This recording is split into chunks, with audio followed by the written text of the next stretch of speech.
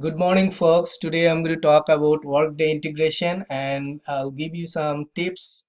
It's mainly targeted for developers, technical managers, and ETL professionals. In this course, we'll talk about Workday architecture and security, tips for using cloud, EIB, and other connectors, tips for using reports, how to use XSLT, application for SOAP, REST, and bank file transfer with EIB.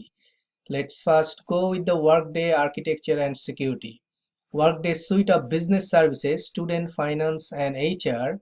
It's sitting within the Workday object management system, and there are four types of connector. One is cloud connector, more standardized EIB connector, which you have to do connection between external system like a third-party application. With Workday reporting, you can do reporting using the Workday architecture, and then there is a more sophisticated connection called Workday Studio.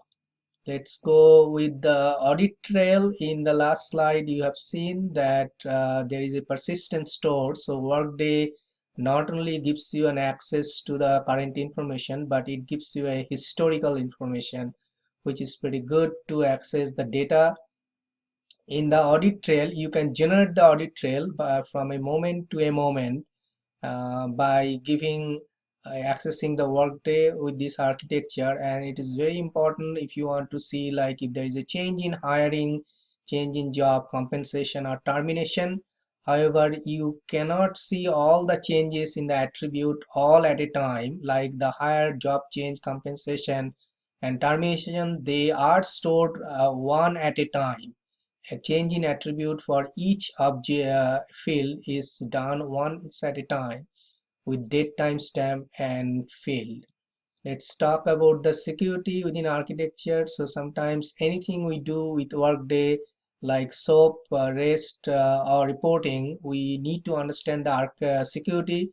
And the security for a user, for there are different types of security groups, like all workers. These are default, all contingent workers, all terminated workers, all user, employer, self, managers, manager, and you can do custom. So using those security group, you can access, or user can access, Workday business object. Now there are two concepts within Workday. One is business process security. That means it is a kind of role, and the domain security is, which is how do you access the object. So there are two layers of security in general, but there is a third layer of security based on financial rule or general ledger rule, which is the GL rule here. So once you create a role, for example, like if you want to give to all employee as a self, and then give object role as a hire to that person if that person is hiring, and then general ledger rule, it may not apply in this case because this is not dependent on fund. But if this person is only hiring for a certain department, then it should be restricted through general ledger. Let's talk about some of the steps that you can do to create an employee X and assign different assigned role and also security groups to that person. These are some of the types of cloud connector within Workday, and you can see the tips for using cloud connector.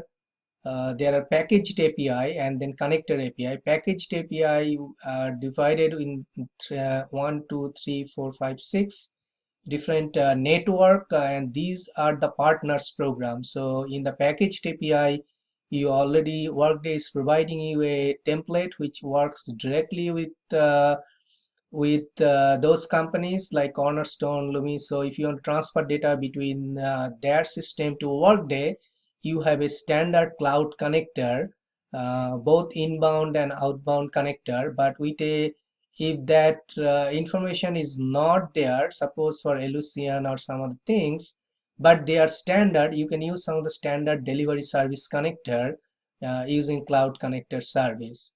In the next slide, we'll see how the cloud connectors, they can be used for 401k for Fidelity. Using the cloud connector, you can transfer data as an XML. So with Fidelity, you can pass the demographics data